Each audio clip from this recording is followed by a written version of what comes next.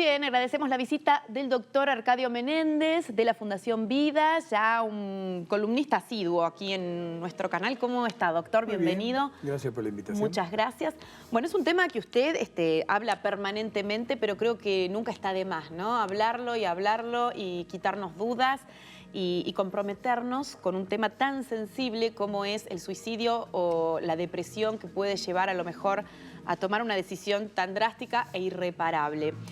Hace unos años yo lo entrevisté a usted cuando hubo un congreso acá de suicidio y nos había dado unas cifras muy alarmantes, y era que Jujuy era la provincia que tenía el mayor índice de tasas de suicidio de nuestro país. Esto hoy, ¿cómo está? 2 años o 3 años después. Sí. No es que las cosas hayan... Muchas gracias por la invitación. Por favor, muchas gracias a usted. Es siempre un placer hablar de temas que hacen y que nos duelen y que van dejando heridas que son indelebles. Entonces, sí, este es un tema del cual llevamos 11 años continuos a través de la Fundación Vida trabajando en función de la prevención, pero lamentablemente también hacemos posvención a esta altura, que es tremendamente doloroso. Pero el tema de la prevención del suicidio es sumamente complejo. Claro. Se puede leer diferentes autores con una experiencia vasta.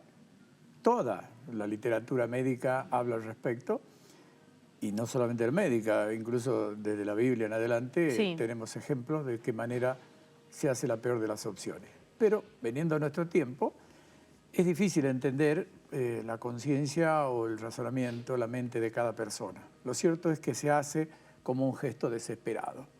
En el caso de Viktor Frankl, él habla del vacío existencial.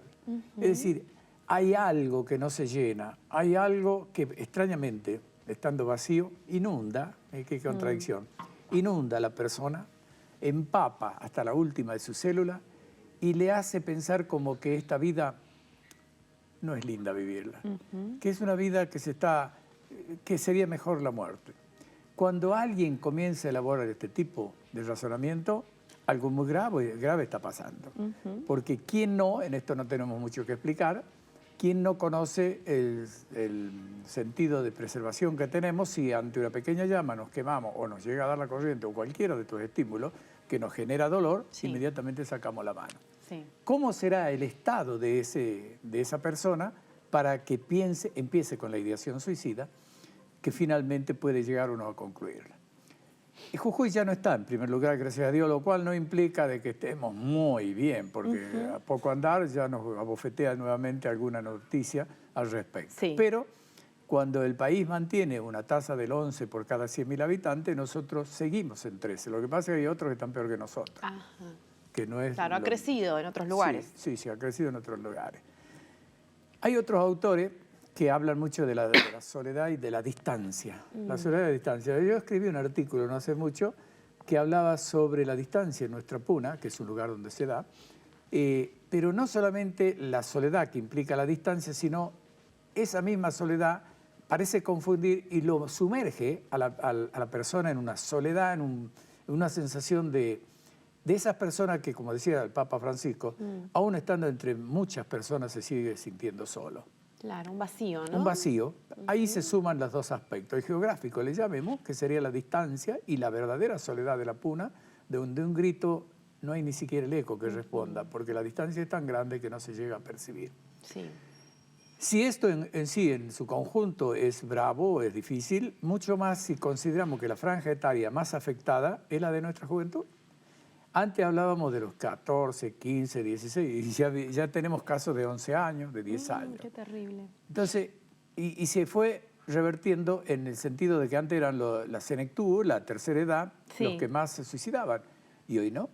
Hoy ha cambiado radicalmente esto, y la franja que más lo hace es entre los 10 y los 24 años, luego está entre los 24 y los 37 años, y así va decreciendo hacia mayor edad. Ahora, esto parece como una paradoja de la vida, ¿no? Uno piensa a los 10 años, 20 años que uno tiene todo por delante, que tiene las esperanzas, que tiene todo por hacer. ¿Qué puede pasar para que no haya esperanzas de nada, para ver todo tan negro? Hace unos 3 años, más o menos 4 años, estuve en el Congreso de UNASUR. Es decir, el Congreso que nuclea a toda América Latina y el Caribe, y fui invitado a dar una conferencia. Y escuché a dos profesores de la Universidad de Buenos Aires decir que detrás de un suicida, en el 100% de los casos, hay una patología neurológica, o neuropsiquiátrica le llamemos, Sí. establecida.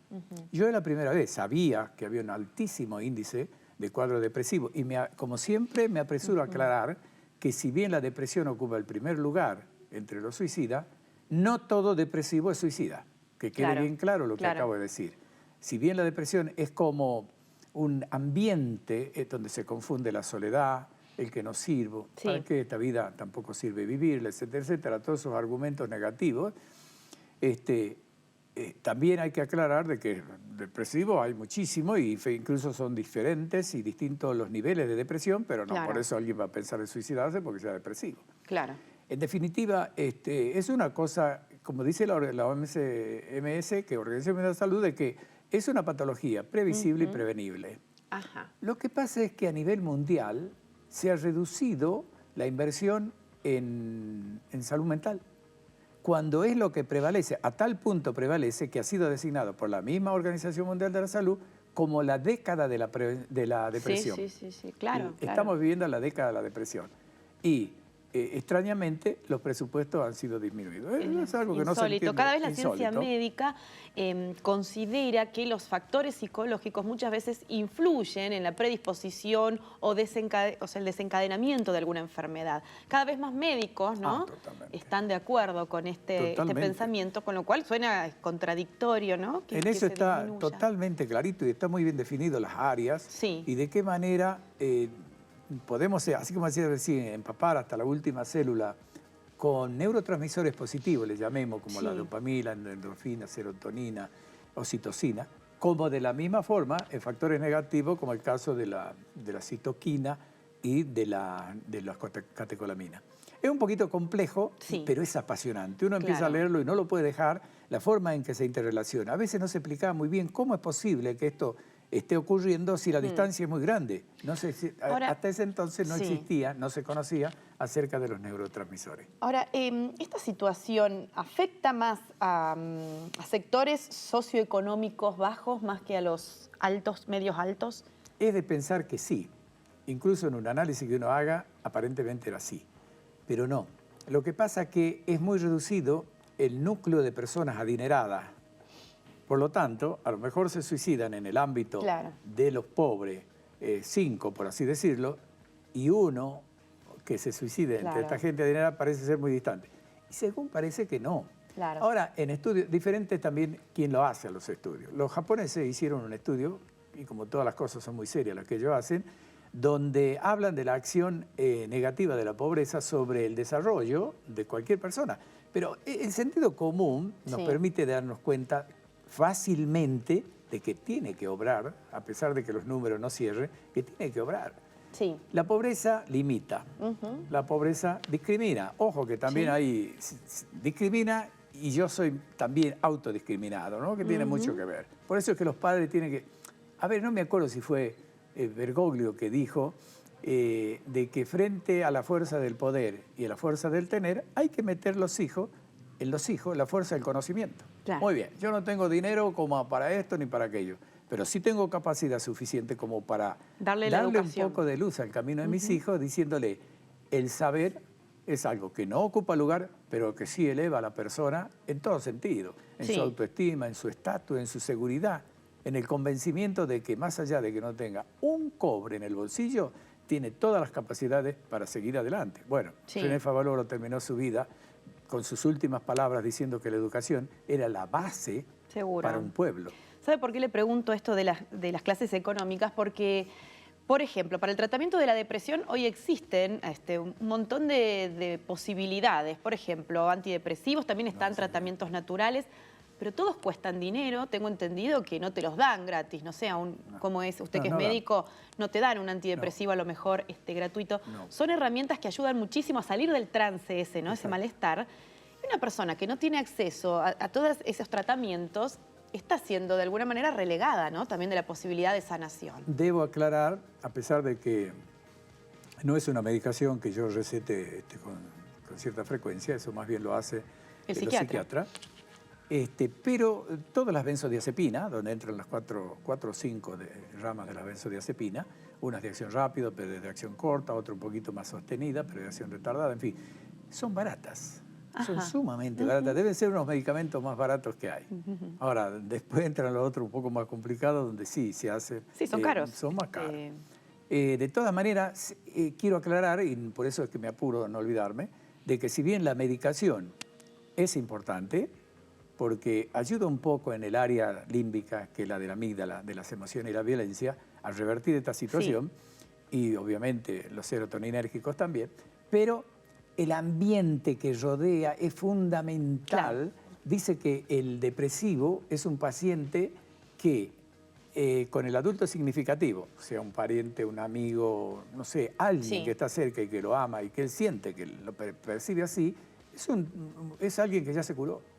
Es cuestión de tiempo, pero que va a salir a la superficie. Claro, claro. En cambio, que tiene de dónde agarrarse, digamos. Totalmente. Ya estamos hablando de un factor importante que es el amor, la ternura, la amistad, los lazos de comunicación, mediante los cuales el hombre comienza a realizarse y comienza a sentirse bien y a sentirse persona. Sí. Estas son cosas fundamentales que es bueno que se sepa en la casa, de que se puede prevenir incluso mediante una vida sana, donde...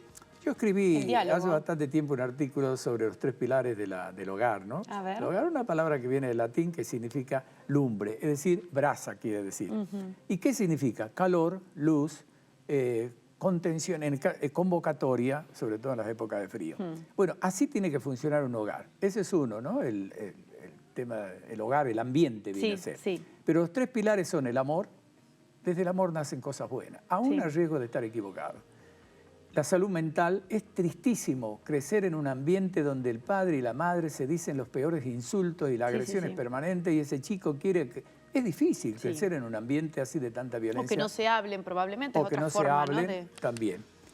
Y el último es cuando yo hablo, esto es más bien referente al papá, que significa la participación del papá en todo el proceso educativo en el cual por lo general suele estar ausente y cuando está suele ser para recriminar, para retar y cuando no, también. Sí.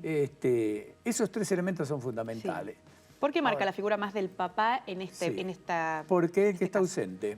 Por eso había... Cuando se delega más a la mamá es las tareas domésticas y el papá el proveedor que sale a trabajar, digamos. Yo diría que la mamá es el 80% o más en todo el proceso de crianza es la palabra, de los hijos, donde están todos los componentes. Si bien los recursos pueden venir de aquel lado, que su papá, en fin, o si tiene un negocio, pero ¿quién lo implementa? ¿Quién la transmite a través de la piel, de la mirada, de la sonrisa, o incluso de la cara un poco como de enojada? Es la mamá. Y todos crecemos, por eso es que nos duele tanto cuando le pasa algo a nuestra mamá. No es que nuestro papá no nos haya interesado en absoluto, pero el amor hacia una madre es algo infinito, de la misma forma que la mamá hacia los hijos, ¿no?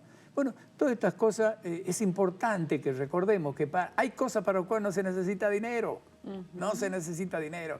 Es tomar conciencia, llevarlo a la práctica y que esto sea cotidiano. Sí, no hay esto, hijo, porque eso es otra de las cosas que la familia a veces se hace tripa, pedazo para darle cosas que no puede. Están, digamos, claro. Cuando hay que empezar por darle amor, dignidad en el comportamiento, los hijos crecen mucho y aprenden por imitación, ¿no? No tanto por lo que decimos, sino por imitación.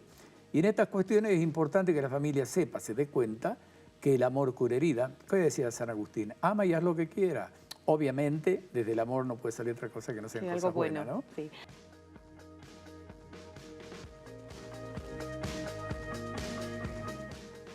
Tiempo de Sociedad, estamos con el doctor Arcadio Menéndez, él es titular de la Fundación Vida, estamos hablando del suicidio, ¿no? Un tema que hay que llamarlo por su nombre, a veces no se lo quiere nombrar como si con eso lo estaríamos evitando al tema, ¿no? Cuando existe. Y yo le preguntaba hace un ratito si reciben muchos llamados, pedidos de asistencia en la Fundación Vida. Cuéntenos un poco cómo es la dinámica de la Fundación. No? Nosotros empezamos con pocos servicios y hoy tenemos el primero, el de la escucha telefónica, que funciona desde las 8 de la mañana hasta las 12 de la noche, y aprovecho para decir el número, el 0800-888-2558. Ahí hay siempre una escucha atenta, solidaria, preparada, capacitada para la función. Luego tenemos un consultorio de orientación que lo manejo en lo personal y desde las 8 hasta las 10 de la mañana.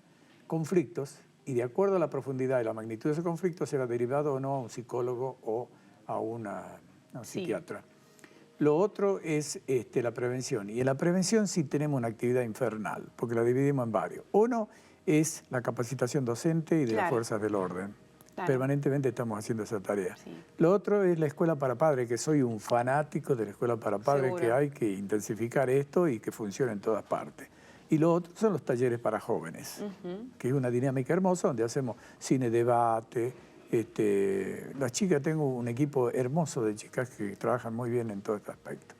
Y finalmente el servicio de asistencia, que es el de psiquiatra o psicólogo o asistente social para ver en conjunto cómo podemos solucionar este conflicto. Sí. Últimamente estamos haciendo, no a pleno, pero lo estamos haciendo en el caso de la posvención. Ir, como pasó en chica en Alto Comedero, donde termina Alto Comedero, se mataron los dos chicos, la chica y la chica se suicidaron en la casa de él. Bueno, ahí estuvimos de la Fundación Vida. Es muy difícil llevar consuelo en un ambiente donde el dolor cunde todo, no hay más nada que el dolor y la desesperación del hecho consumado.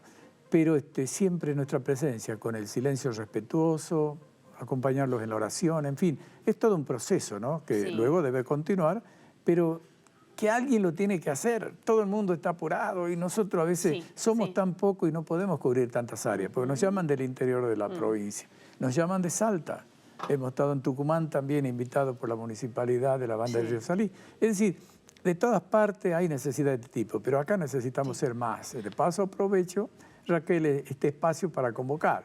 Nosotros ahora hemos cesado en las reuniones que las hacemos todos los días miércoles a las 8 de la noche en el Hogar Buen Pastor, pero seguimos con el resto de las actividades. Solamente las reuniones, por tanto frío y es a la noche, pero el 29 ya nos reunimos de nuevo y aquel que quiera arrimarse para colaborar va a ser un gusto.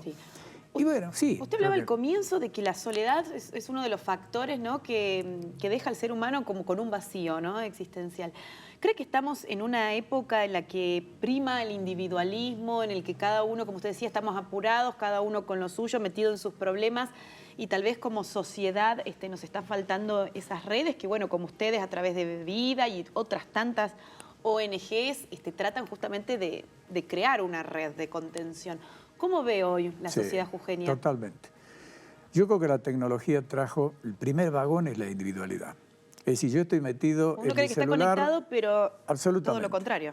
Absolutamente. Ya sea con el celular, con cualquiera de los sistemas que hoy tenemos, está conectado. Es decir, está conectado a lo mejor con España, pero no está comunicado con su hermano que está a la par. Es más, en la mesa, a la hora de comer, yo he visto en mi familia nietos. Sí. Lo tenemos muy cercano a este tema. Como padres es difícil también poner los límites en este tema con los chicos también. Pero se lo debe poner. El límite, los papás tienen que ejercer, porque es hacerle un bien muy grande a los chicos. El hombre se realiza, lo que voy a decir no es ninguna novedad, el hombre se realiza en comunidad y el individualismo lo hace retroceder en el tiempo con serias o graves complicaciones que podría acarrear, sobre todo en la época de la adolescencia y es con respecto a lo sexual, ¿no?, donde hablan de involución, estadía, retroceso y desviación. Es peligrosísimo. Entonces, todas estas cosas hay que tenerlas en cuenta. Hoy yo creo que los papás, más que nunca, tienen que leer mucho acerca de la bellísima tarea que es criar a los hijos. Porque el ambiente es muy complejo, es tremendamente complicado y acechan desde todos lados. Hoy hablar de drogas es una pavada. ¿Quién no sabe que hay drogas por todas partes? Sí me cuentan que en los colegios, de qué manera estas cosas circulan. ¿Dónde se venden? ¿Dónde se venden todas estas cuestiones? Entonces, y a su vez los padres, cruzados de brazos, mirando no sé qué cosa, qué lindo, hemos dejado las ovejitas para los lobos.